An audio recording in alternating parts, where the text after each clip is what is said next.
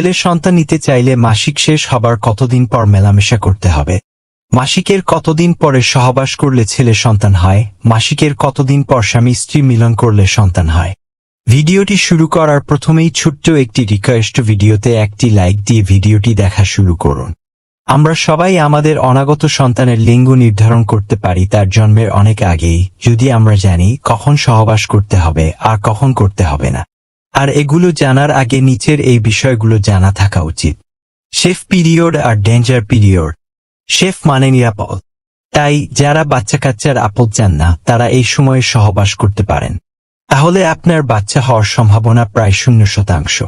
Danger মানে বিপদ, এখনকার বাচ্চারা সবাই ডেঞ্জারাস, তাই এসব ডেঞ্জারাস বাচ্চা যারা জন্ম দিতে চান তারা এই সময়ে সহবাস করুন, তাহলে আপনার বাচ্চা হওয়ার সম্ভাবনা প্রায় 100%। এখন প্রশ্ন হলো, কখন সেফ পিরিয়ড আর কখনই বা ডেঞ্জার পিরিয়ড? একজন মহিলার যেদিন মাসিক শুরু হয় সেই দিনকে ধরা হয় মাসিক চক্রের প্রথম দিন, এভাবে এর পরের দিন দ্বিতীয় দিন, এভাবে ক্রমান্বয়ে তৃতীয়, চতুর্থ ইত্যাদি দিন শেষে অধিকাংশ মহিলার 28তম দিনের পরে 29তম দিনে আবার মাসিক শুরু হয়। তবে এই চক্র সবার 28 দিনে হয় না, অনেকের 25 বা 32 দিনেও হয়, অনেকের আবার 2 থেকে 3 মাস পর পর হয়। যাদের 2 থেকে 3 মাস পর পর হয় তারা অনতিবিলম্বে গাইনি ডাক্তারদের সাথে যোগাযোগ করুন, নতুবা বাচ্চা নেবার ক্ষেত্রে সমস্যায় পড়বেন। কতদিন পর পুনরায় মাসিক শুরু হচ্ছে বুঝতে হলে বিয়ের পর অন্তত 2 মাস পর্যন্ত বুকে ভালোভাবে বুঝে নিন। মাসিক চক্রের প্রথম 4 দিন রক্তপাত হয়, পরের 10 দিন জরায়ুর সেই ক্ষতস্থান পুনরায় মেরামত হয়, আর এই 4+10 = 14 দিন পরে ডিম্বাশয় থেকে ডিম্ব বা ওভাম বা ডিম্বাণু বা ডিম্বক বের হয়, যে ডিম্বের সাথে পুরুষের শুক্রাণু মিলিত হলেই কেবল বাচ্চার জন্ম হয়। তাই আমরা দেখতে পারছি যে মাসিক শুরু হবার পরে 14তম দিনে প্রথম ডিম্ব আসে, তাই এর আগে যতই সহবাস করুন না কেন বাচ্চা হবে না। উপরের কথাটা পরে মনে হচ্ছে এ তো সহজ, না এত সহজ হলে তো হয়েই যেত। আরো প্যাচ আছে, একটা ডিম্ব বাঁচে 24 ঘন্টা যদি না কোনো শুক্রাণুর সংস্পর্শে আসে, আর যদি আসে তবে তারা দুইজন মিলে 9 মাস 10 দিনের একটা জটিল প্রক্রিয়ার মাধ্যমে একটা বাচ্চা তৈরি করে, আর একটা শুক্রাণু বাঁচে 1 থেকে 5 দিন, তবে গড়ে 3 দিন ধরে নেওয়া হয়, কারণ যারা শক্তিশালী তারা 5 দিন বাঁচলেও দুর্বলরা 1 দিনেই ইন্তেকাল করে। তাই আপনি মাসিকের 10তম দিনে সহবাস করে আশা করতে পারেন না আপনার একটা সন্তান হবে, কারণ অধিকাংশ শুক্রাণু মারা যাবে ডিম্ব আসার আগেই। যারা থাকবে তারাও মরণাপন্ন অবস্থায় থাকবে, মৃত্যুর প্রহর গুনবে, তাদের এত শক্তি থাকবে না যে ডিম্বকে গিয়ে বলবে আসেন সন্তান উৎপন্ন করি।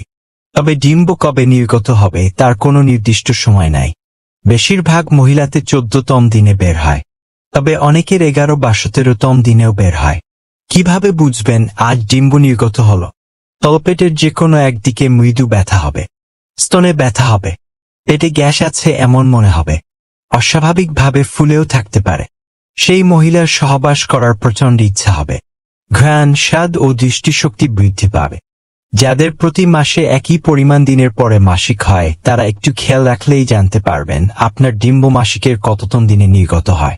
তাই বিয়ের পর বউকে ভালোভাবে বুঝে নেয়ার কথা বলছি আবার। আর যারা জানেন না, বুঝতে পারছেন না, তাদের জন্য বৈজ্ঞানিকরা অনেক মহিলার উপরে গবেষণা করে একটা মোটামুটি নিরাপদ সময় বেঁধে দিয়েছেন। তা হল সেফ পিরিয়ড, সন্তান যেন না হয় মাসিকের 1 থেকে 8তম দিন আর 21 থেকে 28তম দিন, এবং ডেঞ্জার পিরিয়ড, সন্তান হবে 9 থেকে 20তম দিন। এখন তাহলে আপনি এটুকু বুঝতে পারছেন কখন সহবাস করলে সন্তান হবে আর কখন করলে হবে না। তবে আপনি তো এটা জানার জন্য এই পোস্ট পড়ছেন না, আপনি জানতে চান কখন করলে ছেলে হবে আর কখন করলে মেয়ে হবে। তাহলে এবার দেখি এর উত্তর কি। আমরা জানি সেক্স ক্রোমোজোম 2 প্রকার, এক্স আর ওয়াই। যারা ক্লাস 9 পাশ করেছেন তারা এটা ভালো করেই জানেন, আর যারা তা করেন নাই তারাও এখন থেকেই জেনে নিন। সকল পুরুষের থাকে একটা করে এক্স আর একটা করে ওয়াই, অর্থাৎ তাদের শুক্রাণু স্পার্ম হয় এক্স স্পার্ম অথবা ওয়াই স্পার্ম, আর সকল মহিলার ডিম্ব শুধুমাত্র এক্স ডিম্ব, সেখানে কোনো ওয়াই নাই। আর আমরা এটাও জানি ছেলে হতে হলে ওয়াই স্পার্ম লাগবে, এক্স স্পার্ম যদি ডিম্বের সাথে মিলিত হয় তবে হবে মেয়ে। আমরা অনেকেই হয়তো জানি না ওয়াই স্পার্ম দ্রুতগামী আর এক্স স্পার্ম ধীরগামী, অর্থাৎ যৌনাঙ্গে প্রবেশের পরে সব ওয়াই স্পার্ম ডিম্বের দিকে দৌড় দেয়, এক্স স্পার্মগুলো আস্তে আস্তে হেঁটে হেঁটে আসে। ওয়াই স্পার্ম এর জীবনকাল মাত্র একদিন, অতিরিক্ত দৌড়াদৌড়ি করে একদিনেই হার্ট অ্যাটাক করে। আর এক্স স্পার্ম এর 3 থেকে 5 দিন, আস্তে আস্তে হাঁটে, তাই অনেক সময় বাঁচে।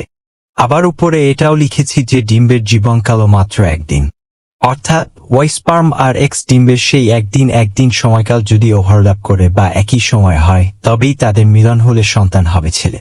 তাহলে দেখুন ছেলে হওয়া কত কঠিন। উদাহরণ ধরুন, মহিলার ডিম্ব নির্গত হল 14তম দিনে, আর সঙ্গম করল 13তম দিনে। তাহলে স্পার্ম তার জীবনকালের মধ্যেই ডিম্বকে পেয়ে যাবে, তখন ছেলে হবে। আর যদি সহবাস করেন 12তম দিনে, তবে 13তম দিনে সব ওয়াই স্পার্ম ইন্তেকাল করবে, বেঁচে থাকবে সব এক্স স্পার্ম। কারণ তারা তো 3 থেকে 5 দিন বাঁচে। তারা যখন ডিম্বকে দেখবে, গিয়ে ঝাঁপিয়ে পড়বে আর জন্ম দিবে একটা ফুটফুটে কন্যা সন্তান। তাহলে উপরের এই আলোচনায় আমরা কিছু সিদ্ধান্তে উপনীত হলাম। তাহলে ডিম্ব এর জীবনকাল একদিন, এক্স শুক্রাণু এর জীবনকাল 3 থেকে 5 দিন, ওয়াই শুক্রাণু এর জীবনকাল একদিন। শেফ পিরিয়ড 1 থেকে 8তম দিন, 21 থেকে 28তম দিন। ডেঞ্জার পিরিয়ড 9 থেকে 20তম দিন। ছেলে সন্তান চাইলে সহবাস করতে হবে 13 ও 14তম দিনে। মেয়ে সন্তান চাইলে সহবাস করতে হবে 11 ও 12তম দিনে। এবার আসুন খাবারের সাথে ডিম্বাণুর ও শুক্রাণুর মিলনের প্রভাব। বিজ্ঞানীরা গবেষণা করে জেনেছেন যে জরায়ুর ভেতরে ক্ষারীয় পরিবেশ বজায় থাকলে শুক্রাণুর এই ক্রোমোসোম ডিম্বাণুর চেয়ে ক্রোমোসোম এর সাথে মিলিত হয়ে ছেলে সন্তান জন্ম হয়। আবার জরায়ুর ভেতরে অম্লীয় বা অ্যাসিডিক পরিবেশ বজায় থাকলে শুক্রাণুর চেয়ে ক্রোমোসোম ডিম্বাণুর চেয়ে ক্রোমোসোম এর সাথে মিলিত হয়ে মেয়ে সন্তান জন্ম হয়। তাই ছেলের সন্তান চাইলে সহবাসের সেই দিনগুলিতে ক্ষারযুক্ত খাবার দাবার ও ক্ষারীয় পরিবেশে থাকা উচিত। আবার মেয়ের সন্তান চাইলে সহবাসের সেই দিনগুলিতে অম্লযুক্ত খাবার দাবার ও অম্লীয় পরিবেশে থাকা উচিত। এবার আসুন সহবাসের উপায়ের সাথে ডিম্বাণুর ও শুক্রাণুর মিলনের প্রভাব।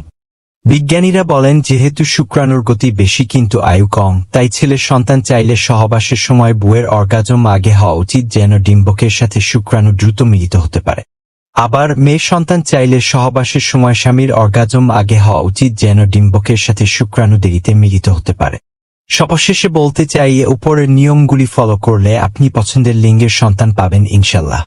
আশা করি বিষয়গুলি খুব সুন্দরভাবে বুঝতে পেরেছে। ভিডিও সম্পর্কে যদি কোনো প্রশ্ন ও মতামত থাকে তবে তা কমেন্ট বক্সে উল্লেখ করুন। আর ভিডিওটি জনসাধারণের কল্যাণের জন্য শেয়ার করুন। আর যারা আমাদের চ্যানেলটি এখনো সাবস্ক্রাইব করেনি তারা দ্রুত আমাদের চ্যানেলটি সাবস্ক্রাইব করুন। স্বাস্থ্য বিষয়ক সকল ভিডিও পেতে আমাদের ফেসবুক পেজটি ফলো করুন। আমাদের ফেসবুক পেজের নাম অল বাংলা হেলথ টিভি। এতক্ষণ সাথে থাকার জন্য ধন্যবাদ।